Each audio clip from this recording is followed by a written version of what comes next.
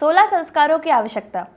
जिसका जन्म होता है उसे मरना भी पड़ता है और मरने वाले का पुनर्जन्म प्रायः निश्चित ही है। हमारे शास्त्र कहते हैं 84 लाख योनियों में भटकता हुआ प्राणी भगवान की कृपा से और अपने पुण्य कर्मों से मनुष्य योनि को प्राप्त करता है और मनुष्य शरीर को प्राप्त करने के बाद उसके द्वारा जीवन भर किए गए अच्छे बुरे कर्मों का पुण्य तथा पाप उसे आगे के जन्म में भोगना पड़ता है। मनुष्य शरीर द्वारा अच्छे बुरे कर्मों के अनुसार ही आगे की योनियों में जन्म होता है। पाप कर्म करने वालों का पशु पक्षी कीट पतंग और तिर्यक योनि तथा प्रेत पिशाच आदि योनियों में जन्म होता है।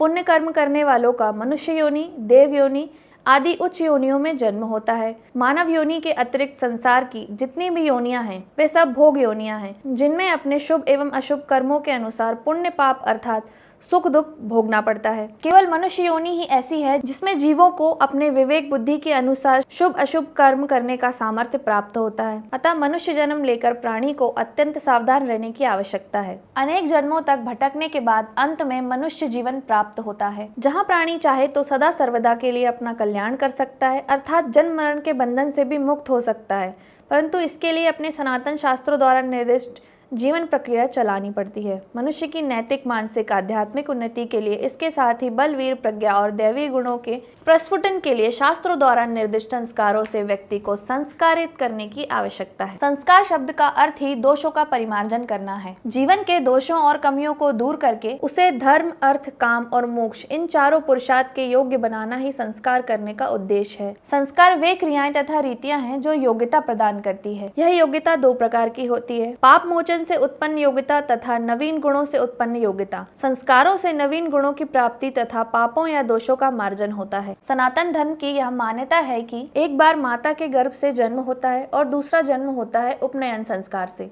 इसी आधार पर जिसके वैदिक संस्कार हुए हो उसे द्विज अर्थात 2 बार जन्म लेना कहा जाता है। ये संस्कार सनातन धर्म की एक बड़ी विशेषता के रूप में माने जाते हैं। अगले वीडियो में हम बात करेंगे इन संस्कारों के प्रयोजन तथा उनके भेद के बारे में। यह वीडियो और इसमें दी गई जानकारी आपको कैसी लगती है हमें कमेंट सेक्शन में जरूर बताइएगा। हर हर महादेव।